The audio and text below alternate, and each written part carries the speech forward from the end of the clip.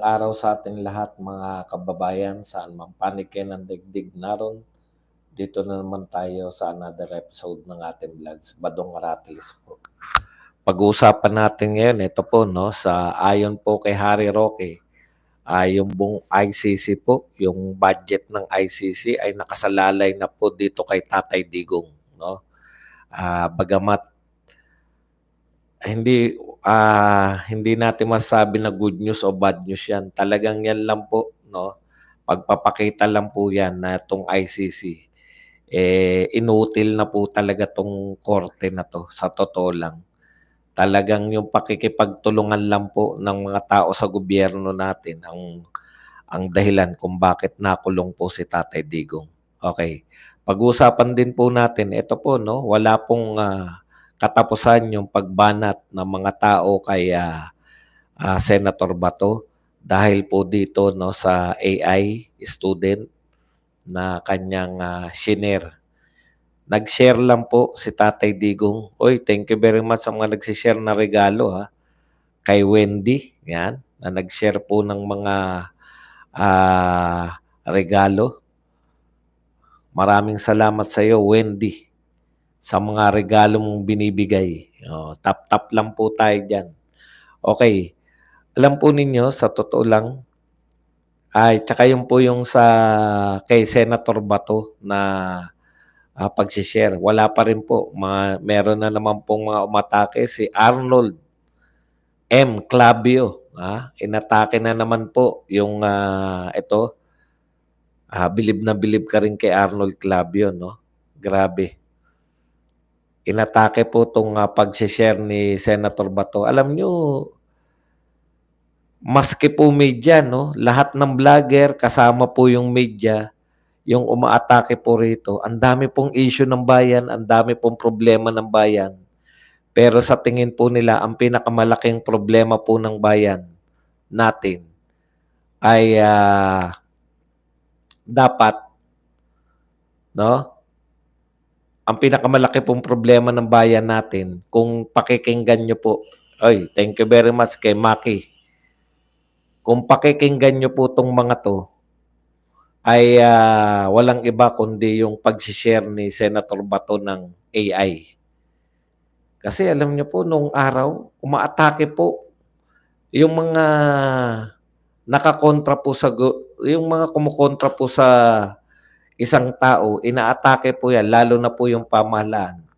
Umaatake po yan sa pamamagitan po ng yung mga ginagawa, yung mga tutol kayo sa mga ginagawa, lalo na po ng gobyerno. Ngayon po, ang atake po nila, nag-share lang po si Bato.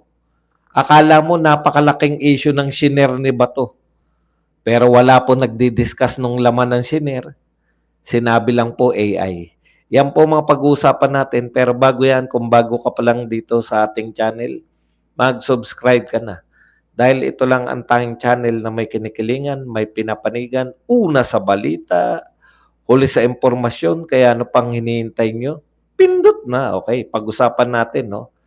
Unahin na po natin to yung kay Senator Roque. Kay Harry Roque.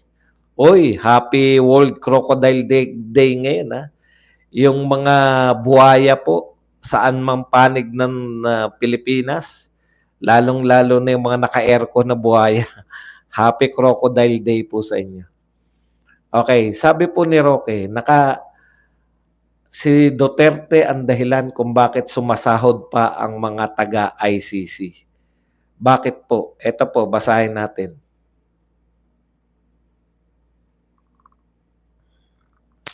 Wala na po talagang ibang kasong nililitis itong ICC, kundi si Tatay Digong. Ibig sabihin, yung sweldo ng mga huwes, ng mga investigators, ng mga court personnel, lahat po yan ay po pwedeng malagay sa aberya kung wala ng kasong nililitis. Okay. Correct po yan, no? Alam po ninyo, ang korte po, nabubuhay po yan, yung buhay po ng korte sa kung may kaso pa sila. Kakaiba kasi itong ICC, wala po itong budget. galing sa iisang pamahalaan. Ito po ay kumbaga donasyon lang po ng mga member countries. Kung miyembro ka ng ICC, magdo-donate ka sa ICC para magpatuloy yung kanilang yung kanilang operasyon. Ngayon, kung kayo naman po ay member at ng ICC, wala naman pong kasong nililitis, para saan pa po yung pananatili o paggastos ninyo sa ICC kung wala namang kasong nililitis. Kaya sabi nga po ni Harry Roque, tanging yung kay na lang no? Tanging yung kay Tatay Digong na lang yung nililitis na kaso. Ibig sabihin, wala na pong nakikipagtulungan sa kanila. Meron silang gustong litisin. Aba,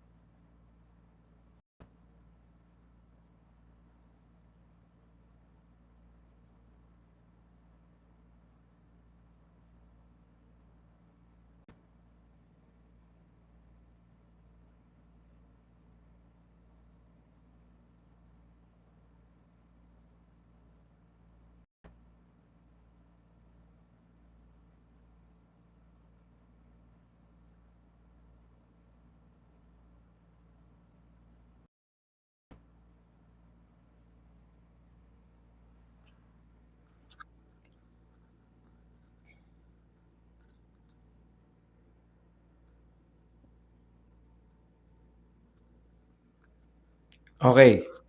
Pasensya na kung okay na po ba mag-one lang po kayo. One lang po kung kayo po ay kasalukuyan pong Kung naayos na po, paki-one lang po para magpatuloy na tayo. Pasensya na, talagang ganyan ang buhay.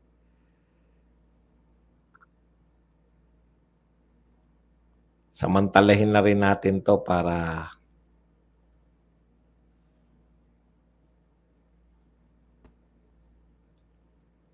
huwag kayong mag-alala at mapipirmi na po tayo sa bagong kuta natin. Kaya siguro na lang po 'to, last na po 'to. Mahirap po talaga yung pa-hotel-hotel, 'di ba? Kinakailangan talaga total tuloy-tuloy naman yung Birada Agila. Kinakailangan po talaga natin maghanap na ng bagong kuta para hindi na po eto kasi importante yung ating pong internet connection. So maraming salamat po. Maraming salamat po sa mga nagtiyaga at hindi hindi ako iniwan.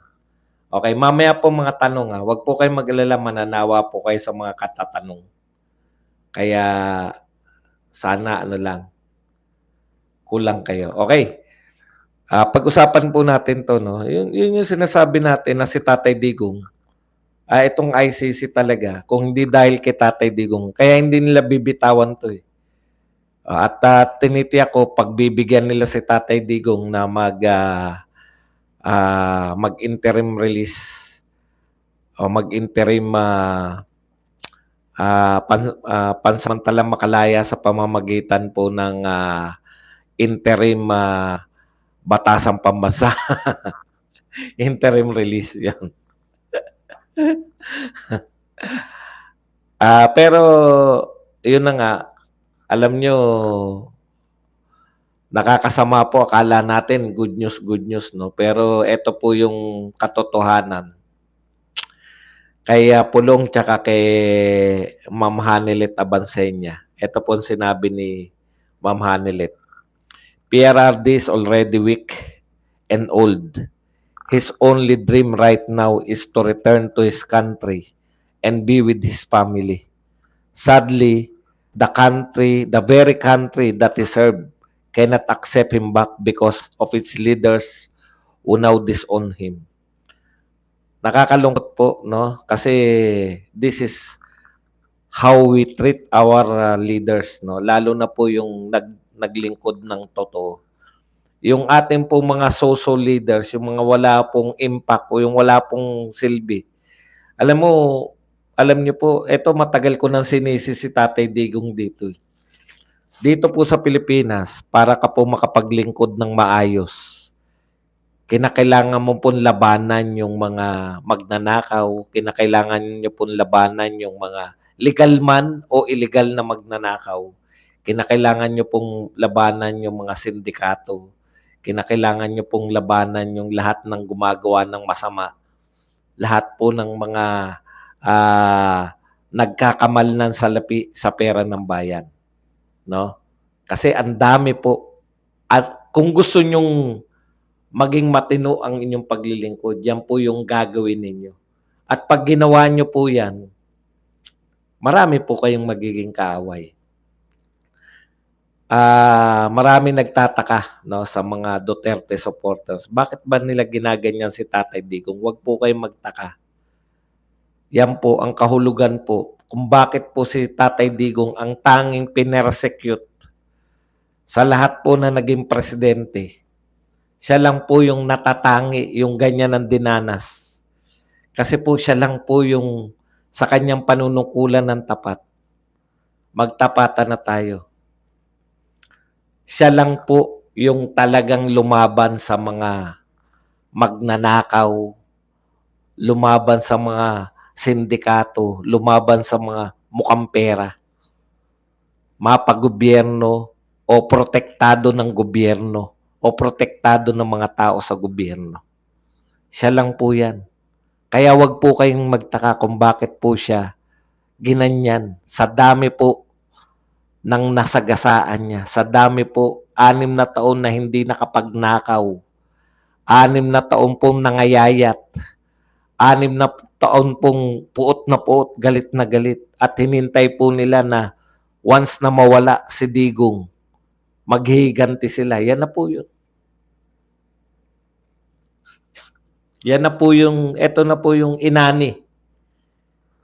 Pero sa isang banda po, hindi po nakakalimot yung taong bayan.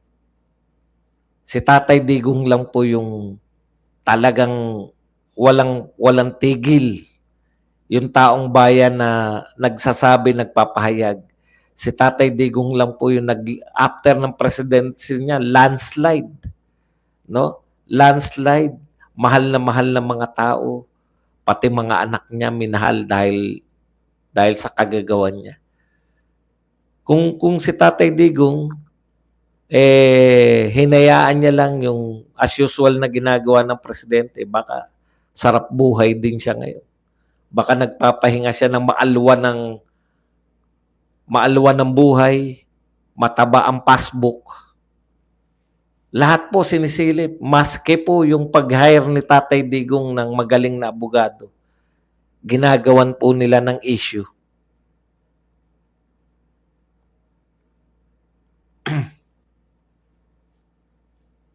Oo, totoo yun.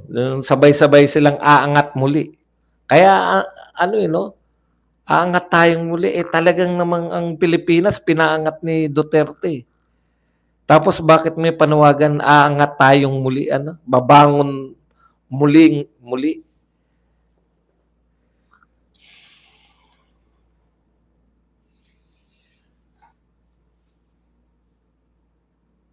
Yan, katulad niyan, no? Nagsasabi, kaibigan pa rin daw ni Tatay Digong. Ang tindi, no? Ngayon lang po ako nakakita ng mga Pilipino na yung mama, panahon niya, nabuwag na halos. Galit na mga drug lord, pero kaibigan pa rin daw.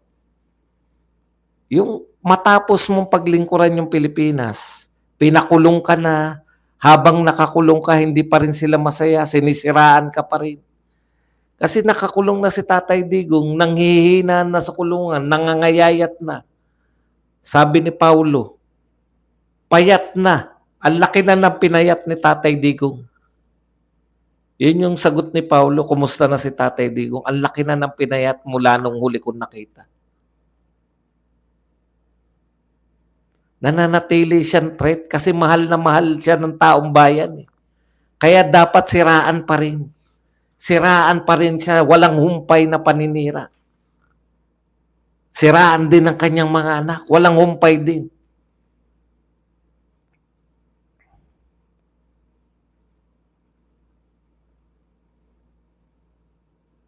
Alam mo, Marcos tip, kung yan lang ang bokabularyong alam mo, paulit-ulit ka lang, ganyan ka, ganyan kasi sila trainin, eh, kaya paulit-ulit lang. Oh. Ang sinasabi niya, pinariringgan mo ba si Tatay Digong at Sara kaya pala kaibigan nila ang drug lord?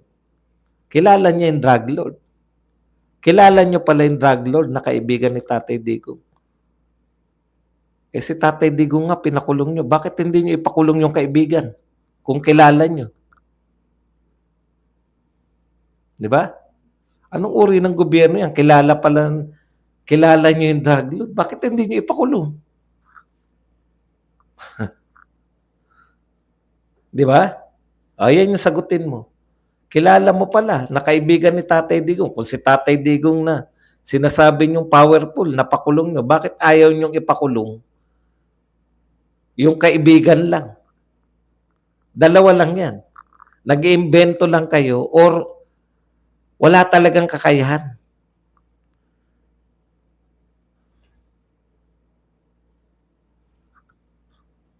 Naku, kung ano-ano.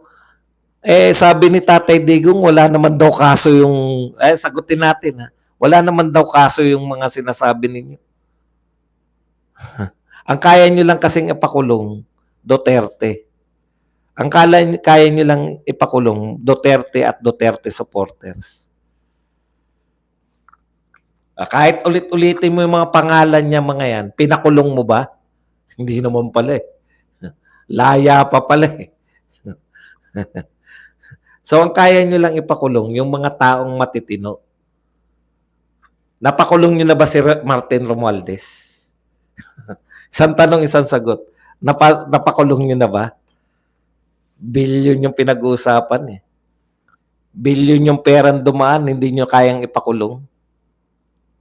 Bakit kaya hindi pwedeng ipakulong ang mga congressman, ang mga bilyon ng pinagdaanan? Bakit kaya? Bakit hindi mapakulong yung asawa ni Vilma Santos? Bakit kaya hindi nila maimbestigahan man lang? Huwag nang mapakulong, maimbestigahan man lang. Hindi naman Duterte ang mga yan. Yung mga pro-Duterte lang, mga pro-Duterte lang po ang kaya nilang ipakulong at ano. Alam mo, ikaw na lang nakikita ko. Kung ayaw mo nang sinasabi ko, lumayas ka dito. Okay lang naman kumontra sa akin eh. Huwag mo lang magpa-flood. Huwag lang magpa-flood. Ayan kasi ang alam nila, yung paulit-ulit. Train kasi sila parang aso eh. Ulit-ulitin lang sa kanila, masamang tao si Duterte, masamang tao. Opo, masamang tao si Duterte. Okay, punta na po tayo. Okay lang yan. Huwag nyo na. Dito po, nakakaawa po si Tatay Digong. Sa tuwing tayo po ay nagsasabi na nakakaawa si Tatay Digong, no? Na pinapaalala natin sa kanila yung kasamaang ginawa nila kay Tatay Digong. Papasok yung mga yan, sasabihin na, si Digong, kriminal, demonyo, santanas. Eto lang po ang test. Kung ang mga Duterte lang po ang problema ng mga Pilipino, di ang yaman-yaman na sana natin, no? Bakit po nakapokus kayo lahat lagi sa mga Duterte? Gusto niyong palabasin, bakit po gusto niyong palabasin na ang kasalanan po ng Pilipinas, kasalanan po o Duterte lang po ang tanging problema ng mga Pilipino? Pinakulong niyo na si Tatay Digong. Wala pa rin po, mahirap pa rin tayo. Pinakulong niyo na si Tatay Digong, lalong bumabagsak yung ating ekonomiya. Sinisisi niyo pa sa mga Duterte ngayon. Dahil hindi pa raw na-impeach si BP Sara, ibig niyo sabihin, 3 taon na presidente dahil hindi lang na-impeach. Okay, ang totoo po, yan, katulad po niyan. Yung mga pumapasok na yan, yan yung mga troll eh, di ba? tinatawag nating troll na sinabi po ng OpenAI na ginagamit para siraan. Kita mo, mag-isa lang siya. Di ba? Mag-isa lang siya. Pero ang dami niyang ang dami niyang paulit-ulit. Ganun lang po talaga yung mga trolls eh. Akala naman nyo ngayon marami.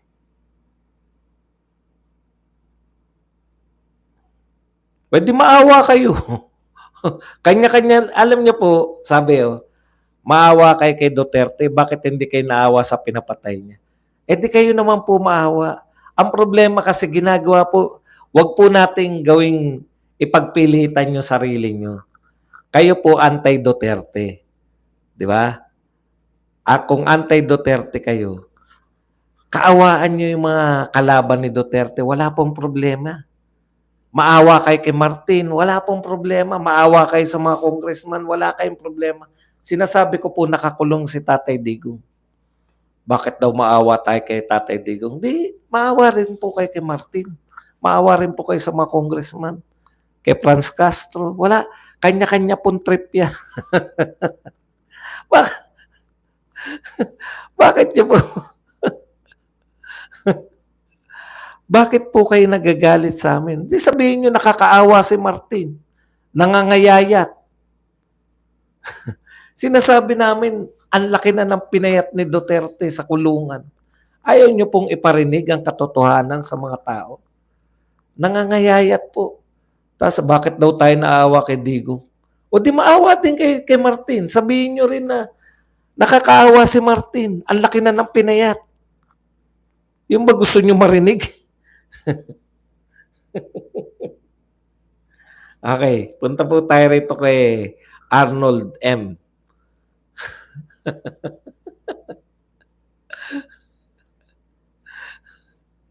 Galit na galit. Naaawa na kami, galit pa rin kayo. Kailan kayo sasaya? Napakulong nyo si Tatay Digong. Hindi pa rin kayo masaya. Naawa kami't nakakulong. Ba't kayo naawa? Dapat hindi kayo naawa. Dapat kay Martin tayo maawa. Ito po ang banat. Dumagdag pa to si Arnold Clavio. Alam mo, Arnold Clavio, tatanungin lang kita, no? Bakit pareho ka ng mga vlogger ni BBM na mga pinupost? Wala ka ba nakikitang problema ng bansa natin?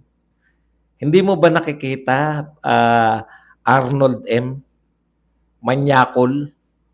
Hindi mo ba nakikita na may problema tayo, yung mga OFW natin sa Israel, sa Middle East, sa Iran? Wala bang bibira sa inyo? Na may paghanda ba tayo?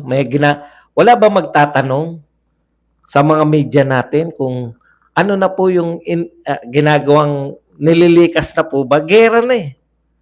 Natatandaan ko kay Tatay Digong, hindi pa nagigera. Meron na pong plano paano ililikas. Ito po, gera na. Nagbobombahan na po ng mga missile. Ang binabanata mo pa rin, Arnold Manyakol Clavio, ang binabanatan mo pa rin, si Senator Bato dahil nag-post siya ng AI, wala kayong sasabihin na, anong paghahanda natin? Oy, mga tao sa gobyerno. Wala kayong pakialam na. Wala na kayong pakialam sa mga kalagayan ng OFW sa Middle East. Wala na kayong pakialam sa mga masasagasaan itong gera na to. Ang pinapakialaman nyo na lang kasi nag-post si Bato ng AI in the first place. Kahit na pong anong paninira nyo sa AI, mga tanga na lang yung maniniwala sa inyo. Lahat po ngayon, AI na. Hindi po porket gumamit ka ng AI, o wag nyo pong palabasin na mali ang paggamit ng AI. Eh kayo nga, GMA7 eh. Eto Arnold Clavio, pinagmamalaki nyo nga eh, na kayo yung may unang AI-generated na sports reporter. Natatandaan ko yan kasi mahilig ako sa sports eh. Ewan ko lang, hindi yata nag-click. Kasi ngayon pa lang may technology na malupit eh. Pero kayo yung unang network na nag-employ o nagpatupad ng mga AI. GMA, may sinabi ka ba sa boss mo? Boss, peke itong ginagawa natin. May sinabi ka ba sa GMA na peke yung AI na generated na sportscaster? Way back yan. 1 year ago o many months ago. Ganyang kakapeke, manyakol. Ganyang kakapeke. Kayo mismo sa GMA, gumagamit kayo ng AI-generated na mga sportscaster. Masama ba ang gumamit ng AI? Hindi. Pinasasama nyo na naman. Katulad lang yan ng pagpapasama ninyo sa confidential fund. Ano ba yung sinabi ng AI student? Tinanong siya. Alam mo, Arnold Clavio, kayo nga eh. Masama kung sinungaling yung AI. Kung nagsisinungaling. Halimbawa, sinabi ng AI, ito pong halimbawa ng kasinungalingan. Hindi magnanakaw si Martin Romualdez. Aba, kukwestiyonin natin yung AI, di ba? Oh. Yan yung problema sa'yo, masyado kang ipokrito. Teka pala, pinagmalaki mo na ba yung anak mo kay Sara Balabagan? Wala kami naririnig. Nagsorry ka na ba kay Sara Balabagan? Manyakol ka. Di ba? O ngayon, ano ba sinabi ng bata, yung AI student ni Bato? Kasi ang sinasabi nila, at tignan nyo, etong sinasabi niya, kahit anong pakiusap ko na wag na munang magsalita ang mga senador judge tungkol sa impeachment trial, hindi pa pipigil at lalo nang gigigil si Senator Bato de la Rosa. Anong pakialam mo? Bakit si Rayson Tiveros hindi rin natitigil at laging nanggigigil? Ganun talaga. Naniniwala ka pa ba na merong hindi bias dyan? Bias lahat yan. Siya nga ang Senator Judge na nais-dismiss ang impeachment case labang kay BP Sara, anak ng dating Pangulo. Nakasama niya sa Davao Death Squad. Kita mo, pinagbintangan mo pa na Davao Death Squad si Tatay Digong. Manyakol ka. Kaya wala akong na tawaging manyakol yan eh. Dahil tama naman yung sinasabi ko eh. Isang ipinagkatiwala sa'yo ng GMA, si Sara Balabagan at that time minor de edad. Ikaw may asawa ka na. Ayan ang katotohanan. Manyakol ka. Mas makikialam ka. At ngayon, nag-post na naman siya ng video ng kabataang estudyante. Sabihin mong miyembro, nakakulong si Tatay Digong, death squad pa rin. Kaya ako, gigil ako rito kay Clavio eh. At ngayon, nag-post na naman siya. Alam mo yun, yung binigyan ka na. Binigyan ka ng, anong tawag doon? Di ba, muntik na matigok yan?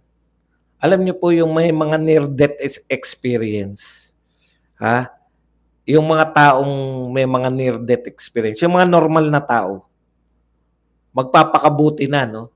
Pag may near-death experience ka na. Kasi parang pinakita sa'yo ng Panginoon. Teka muna. Eto.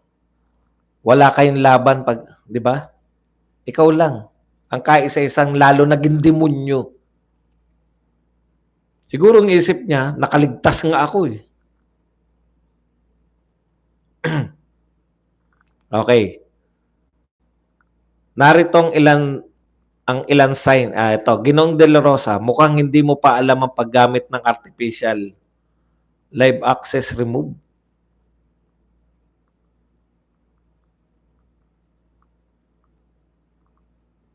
Grabe. Inano ko. Grabe naman dito sa TikTok. Di, kung ayaw nyo, wag. Live access remove daw ako sa TikTok. Ano ba sinabi ko na mali? Okay. Eto po. Punta na tayo dito. Siguro M na lang. Eto sabi niya, Ginoong Senator De La Rosa, mukhang hindi mo pa alam ang paggamit ng artificial intelligence o AI. Narito ang ilang signs na nasa-share mo ba video ay gawa ng AI. Teka po muna. Bawal po ba yung AI?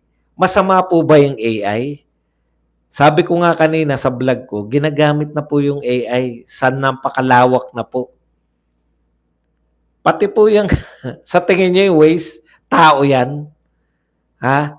Yung Waze, gumagamit tayo ng Waze. Tao kaya sa tingin niyo yan?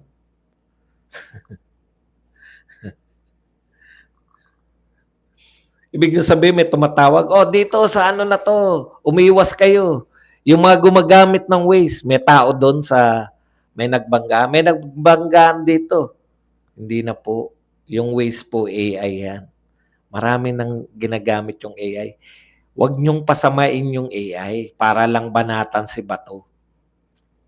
Okay. Di gumagamit daw ng AI. Kayo nga, gumamit sa GMA. Masama ba yun?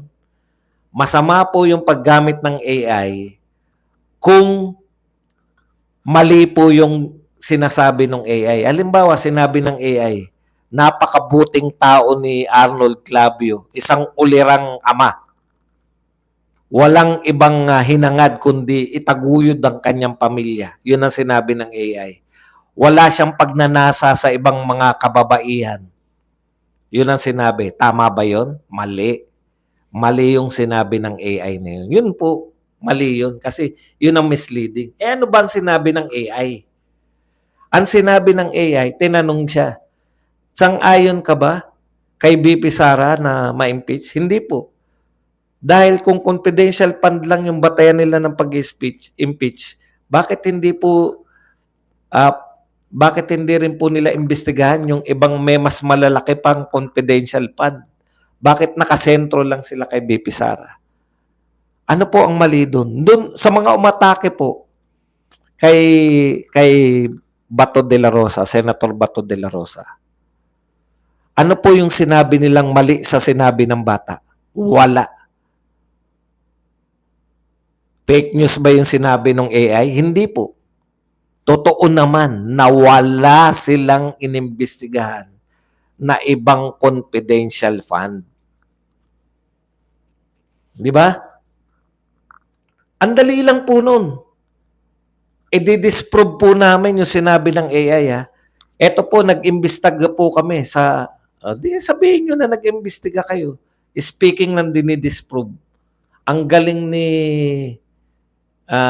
bilib ako rito kay Tesla, CEO, si Elon Musk, pinakamayaman tao sa mundo. Pinakalat na, tignan nyo si Elon Musk, yung mga ginagawa ni Elon Musk, di ba? Malamang nagdodroga to. Nagpa-drug test. Nilabas ni Elon Musk sa mga nagsasabing nagdodroga ako. Eto resulta. Simple lang, di ba? Ganun talaga pag walang tinatago. Balik na tayo rito sa AI. Kailan pa masama? No? Kailan pa Clavio? M na lang kasi tinanggal ako. Hindi naman ako makapaniwala. First time kong natanggal sa habang ako ay naka-live sa TikTok. Kala ko TikTok ang ang bilis pala ng tanggalan dyan. Siguro yung mga nireport ako ng mga tokmol na yan. Okay. Ang ganda na sinabi ni Bato, don't shoot the messenger. Yung message, yung banatan nyo, mali ba yung sinabi ng estudyanteng AI? Kung tama yun, yan sila nadadali. Ginagawan lang nila ng intriga. Okay, punta po tayo sa mga ibang balita. May bagong attack dog si Martin Hindi umubra yung anak ni Abante. Wala kasing katuturan. Sa totoo lang po. May isang sinabi lang po yan na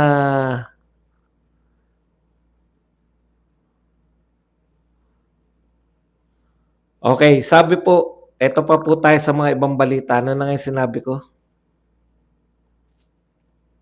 Eto po, si Bukoy, Attorney Antonio Bukoy. In fairness, mas gusto ko 'to. Kasi at least may sinasabi. Eto po, kung alam po ni Senator De La Rosa, sabi po nito ni Bukoy, ito po yung bagong atakdok ni Tamba. Spokesperson House Prosecution Panel. Hindi, no? Meron ng spokesperson yung House of Representatives. Iba pa po yung spokesperson ng House Prosecution Panel. Masyado naman kayo spoiled. Ito po ang sabi ni Attorney Antonio Bukoy. Kung alam po ni Senator De La Rosa na fake yun, he's propagating a lie. Kung polluted ang source, edi polluted ang message. O, kita nyo? Ang tingin nila sa AI ay fake. Hindi po fake ang AI. Ginagamit po yung AI. Parang ano po yan parang instead na mukha mo. Di ba pang-attract po kasi yan ng yung kaming mga content creator. Kung ako po marunong mag-AI, magcha-channel po ako. Huwag po kayong mag-alala. Magke-create na po ako ng mga AI. Kasi nakakaano yan Marami na po ako napapanood ngayon, content na AI. Nakakalibang, nakakatuwa. Iba yung atake, di ba? Alam niyo yung pagbago? Paano niyo po sasabihin fake news? Pag fake po, hindi po automatic yung AI, yung mensahe ng AI ay fake. Fake po yan. Magpakita nga po kayo na ang House of Representatives ay nag-imbestiga ng ibang confidential fund malibang kay BP Sara. Doon nyo lang masasabi na fake yung mensahe.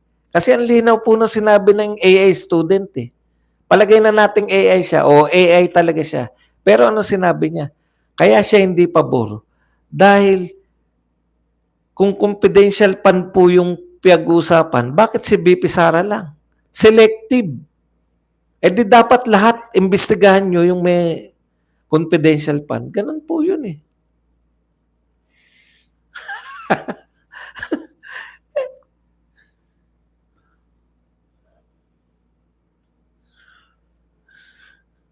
May utak po yan. Yung utak po nung tao na yan, pwede niyong idemanda kung mali yung opinion niya.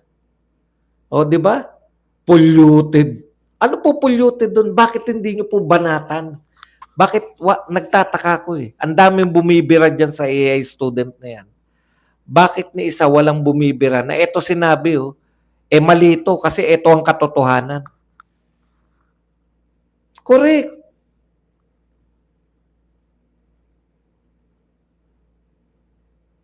Senator Bato, isa-isayin na lang natin to. Ang may karapatan lang palang mag-claim ng I am guided by the Holy Spirit ay ang mga pari at pinklawans lang. Kapag pro Duterte ka, bawal. Holy cow, sabi ni Senator Bato. Exclusive po ba? Alam niyo po, pakiramdam ni Bato yun Alam niyo mga pakiramdam? Di lahat na po na nagsabi na, salamat po sa Ama.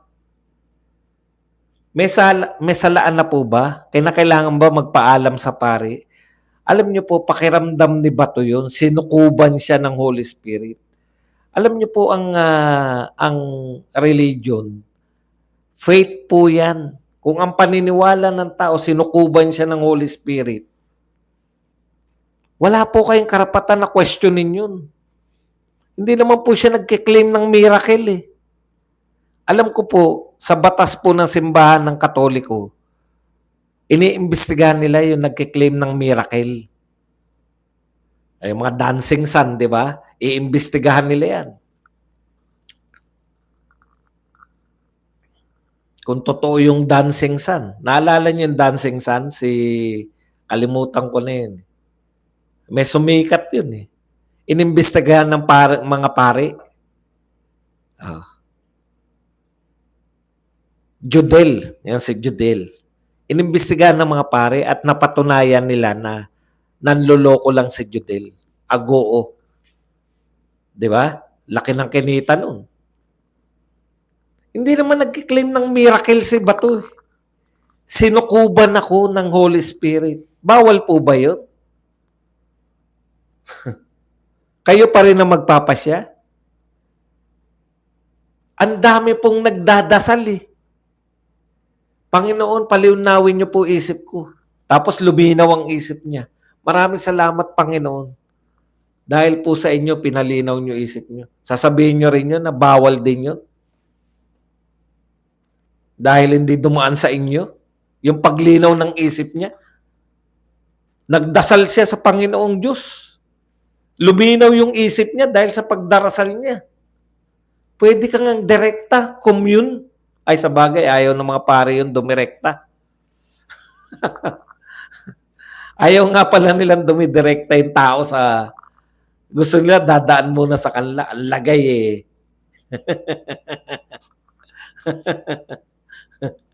Kaya wala po kayong karapatan. Tama to si Bato.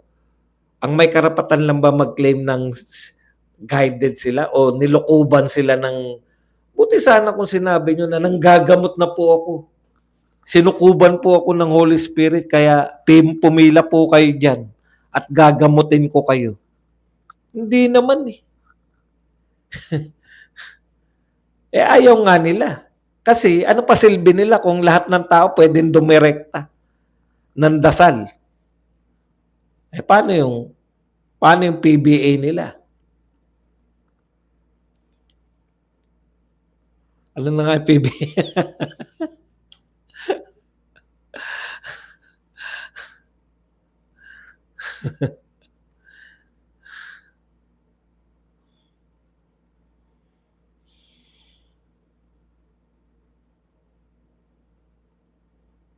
Ito pa po, sabi ni Attorney Antonio O. D. Bukoy, impeachment panel spokesperson.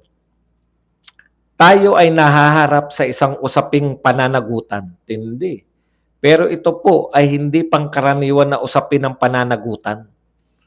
Ito po ay maraming salamat. May nagpakape rin. Si Lay Santos, thank you very much sa 320 yen. Kape muna, Kuya Buds. Mamaya na po. Ito pong paglilitis nito, hindi lang ang pangalawang pangulo ang nasasakdal. Hindi. Ha?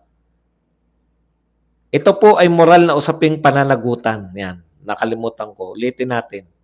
Ito pong paglilitis na ito, hindi lang ang pangalawang pangulo ang nasasakdal.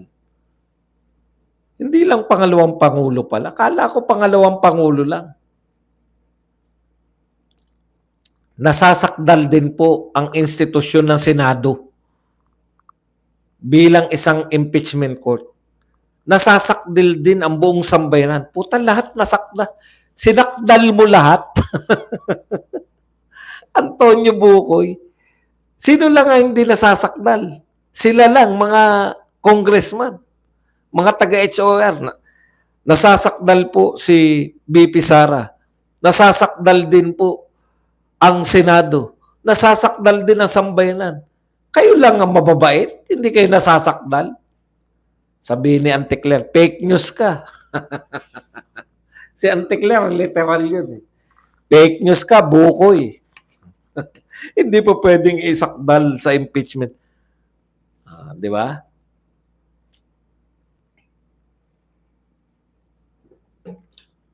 Antindi nyo naman. Kayo lang hindi nasasakdal. Yan lang po ang ating topic. Pwede na po kayo magtanong, pwede po kayo magbigay na reaksyon at higit sa lahat, pwede po kayo